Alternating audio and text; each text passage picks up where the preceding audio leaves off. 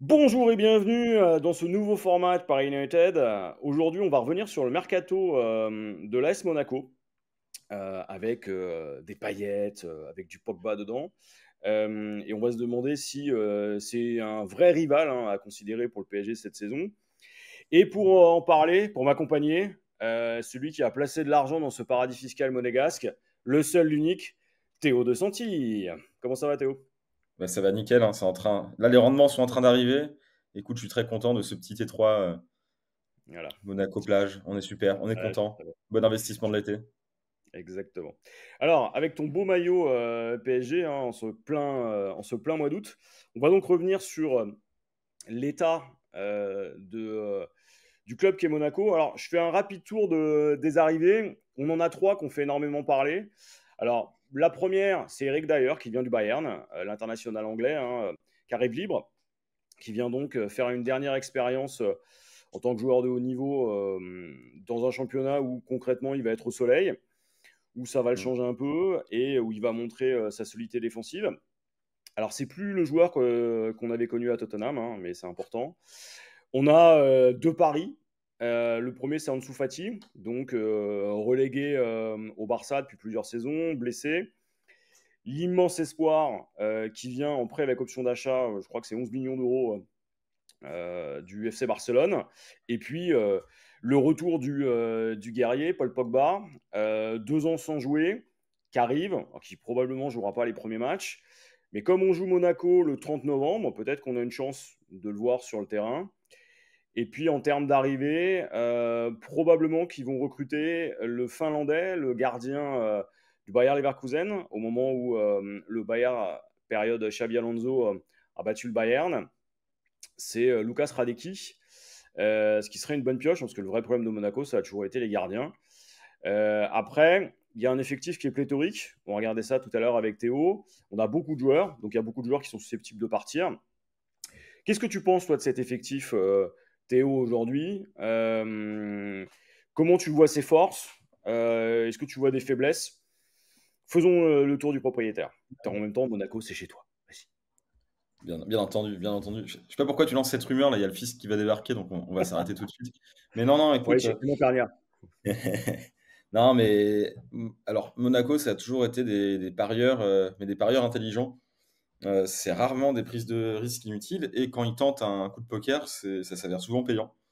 Donc écoute, je suis très, très curieux. C'est on va dire hormis, le PSG et peut-être le Paris FC, c'est, l'équipe qui me suscite le plus de curiosité. Donc j'ai hâte de voir ce que ça va donner. Alors Pogba, c'est clairement, le gros pari. Moi, tu sais quoi? Je pense qu'il va être payant. Je me dis que alors certes, il a pas joué depuis longtemps, mais il a continué à s'entraîner en individuel. Il perdait pas espoir. Donc il est pas complètement cramé, hein. Il arrive en forme physiquement. Il a juste, on va dire quelques mécanismes à reprendre pour, redevenir un joueur de foot, complet. Sachant Mais qu'il a ouais, repris l'entraînement avec ballon, là, il y bien sûr. a de ça quelques heures. Ouais et c'est tout frais. Donc, effectivement, les premiers matchs, je suis pas sûr qu'on puisse compter sur lui, mais je me dis qu'il peut très bien tirer son épingle du jeu, à la fois un titre, individuel et que Monaco peut aussi avoir fait une bonne opération. Alors ensuite, on a Ansu Fati. Alors lui, bon, c'est un autre pari. Lui, c'est un pari sur la santé, on va dire, car c'est un bon joueur. C'est toujours il est jeune, hein, il me semble qu'il a 22-23 ans, donc ça fait longtemps qu'on le connaît, mais il est encore tout frais. Mm. Il a été prêté à Brighton pour se relancer. Alors, il y a eu pas mal de pépins physiques, mais hormis ça, parce que j'ai pu voir quand même pas mal de matchs de cette équipe-là, et il est quand même clairement, tu sens qu'il a encore du gros niveau. Il peut Mm. vraiment percer les défenses, il est très vif. Donc, si tu lui enlèves ses pépins physiques, pour moi, tu peux clairement en tirer quelque chose d'intéressant. Maintenant, ça, c'est la grande question. Pour moi, je te dirais clairement que c'est le pari le plus risqué. Mais ils n'ont pas grand-chose à perdre. Donc écoute et ensuite, donc effectivement Eric Dier. Alors je m'en souvenais un peu plus, à sa grande époque à Tottenham, joueur très solide.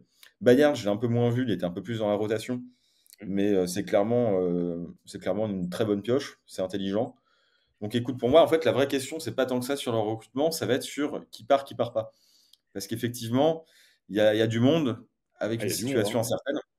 On a du Akliouche, on a du Mbolo, on a du Ben Seguir. Bon, lui, ça, apparemment, ça sent plutôt mauvais. Enfin, il devrait partir d'ici peu.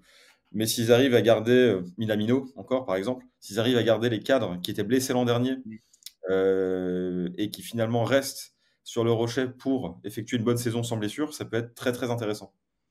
Ouais, c'est vrai, parce que quand tu regardes l'effectif, il y a quand même du lourd, hein. Ils ont gardé Ouais. Zakaria, Minamino, qui est vraiment un très bon joueur international japonais.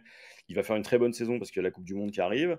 Ben Seguir, l'international marocain, il y a forte chance qu'il ne reste pas parce que ça se Mm. passe mal en interne. Maintenant, il reste Golovin aussi. Alors, on ne sait pas si la Russie, et probablement qu'elle ne participera pas à la Coupe du Monde 2026 parce qu'elle n'a pas fait les qualifs, mais lui a des envies de départ. Maintenant, Mm. quand on regarde du côté des attaquants, il reste Balogun, international américain. La surprise danoise, qui était Biret. Ouais. Mbolo, qui est en instance de départ, bah, il est encore là.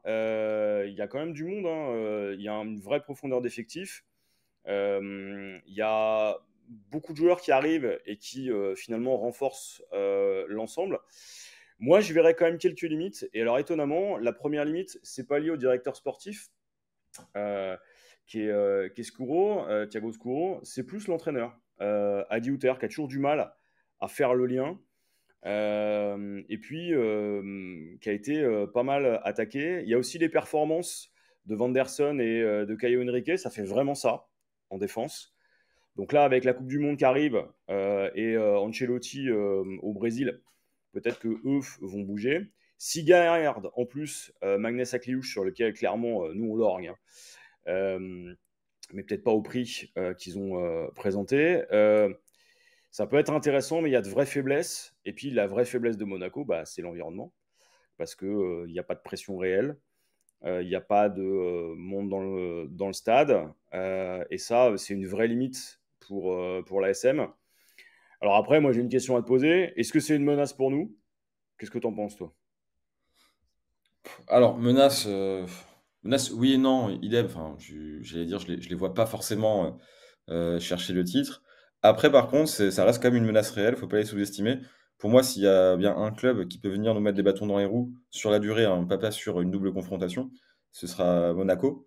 Devant Marseille, largement. Pour moi, l'effectif est plus intéressant. L'ADN du club en lui-même est beaucoup plus sérieux. En plus, on a quand même bien vu qu'ils arrivaient à la fois à maintenir un bon niveau en Ligue 1 tout en maintenant un bon niveau en Coupe d'Europe, ce qui n'est pas forcément le cas de leurs voisins méditerranéens. On a perdu Lyon dans la course, on verra si on en reparle dans le cadre d'une autre émission, mais mine de rien, il y a quand même un peu, on va dire, des cartes qui changent de main. Je pense sincèrement que Monaco, c'est potentiellement maintenant le seul vrai rival, en tout cas sportivement parlant. Donc écoute, ils peuvent nous inquiéter maintenant. À quel niveau? Ça, c'est la grande question. Je pense que tout dépend en fait si leurs paris sont gagnants. Et tu vois, il y a un truc où je suis un peu moins d'accord avec toi, enfin, sur le point notamment de l'environnement. Alors oui, c'est un défaut à long terme, notamment pour des jeunes joueurs, mais je me dis Mhm. qu'au contraire, pour des paris, justement, c'est propice aux paris comme Pogba, comme Ansu Ouais, Fati, bon. c'est-à-dire Mhm. des joueurs qui ont besoin de reprendre confiance tranquillement. Là, mine de rien, je ne peux pas faire plus tranquille que Monaco, tu es quand même dans un cadre assez serein. Donc, l'environnement est assez cohérent avec leur recrutement. Donc Bah, maintenant, c'est la vrai que grande sur le question, papier, c'est... sur le papier, tu as envie de les voir, en tout cas, tu as envie de les voir Ouais, bien sûr. jouer, tu as envie de te confronter à eux. C'est le plus bel effectif de France quand on regarde avec le nôtre. Marseille, c'est quand même un cran en dessous. Ouais, Et ce qui va être intéressant, c'est que si on se souvient des 2 dernières saisons, ça joue, hein. Et à chaque fois, ils ça nous joue ont bien. posé des C'est un beau problèmes. jeu en plus. Voilà. Et si en plus de ça, ils ont récupéré un vrai gardien, parce que leur vrai problème ces dernières saisons, c'était ça. Si Mm. défensivement, c'est stable, ils vont être dans la course jusqu'au bout. Alors, de là à dire qu'ils vont nous disputer le titre, faut pas oublier qu'on sort d'une saison, nous, interminable, hein, plus de 70 matchs, sans préparation, avec une CAN qui arrive, donc une Coupe d'Afrique des Nations, et puis la Coupe du Monde 2026 derrière. Ça fait Mm. beaucoup. Dans un nouveau format de Ligue des Champions qu'on avait expérimenté l'année dernière, dans lequel on avait laissé quand même pas mal d'énergie, ça peut être un vrai rival. Je suis d'accord avec toi. Je pense que c'est le seul rival sur le papier. Alors peut-être qu'à la fin de saison, on aura une surprise. Mais je vois clairement Monaco au-dessus, sauf s'il y a une dinguerie avec leur entraîneur. Mais Mm. s'ils arrivent à Pour moi, c'est le réussir, plus sérieux, en fait. C'est le client le plus costaud.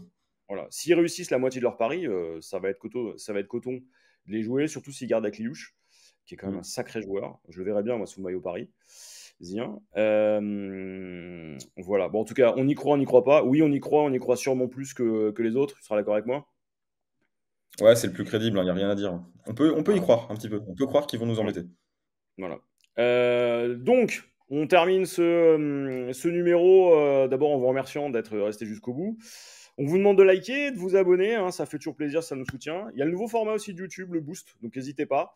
Ça nous aide vraiment parce que ça nous fait passer au-dessus des classements traditionnels. Donc on compte sur vous. Pour nos abonnés, n'hésitez pas à aller remplir le questionnaire qui est finalement réservé pour vous, qui nous permet de savoir ce que vous voulez. Et puis, n'hésitez pas à nous mettre en commentaire ce que vous avez pensé de la vidéo, si vous êtes d'accord avec nous, et puis nous dire aussi comment vous voyez, vous, cette saison du PSG face à Monaco, face à ses autres rivaux. On vous fera peut-être d'autres formats, donc dites-nous si ça vous intéresse, sur Lyon, sur Lille, sur Rennes, et éventuellement sur nos rivaux européens aussi. Voilà. On vous remercie. Et avec le spécialiste des ETF et des plans d'épargne action, Théo Desanti, on va vous souhaiter une bonne fin de journée. Tu Ciao. crées des rumeurs, pire que Foot Mercato. Allez, ciao JB. Ciao. Salut.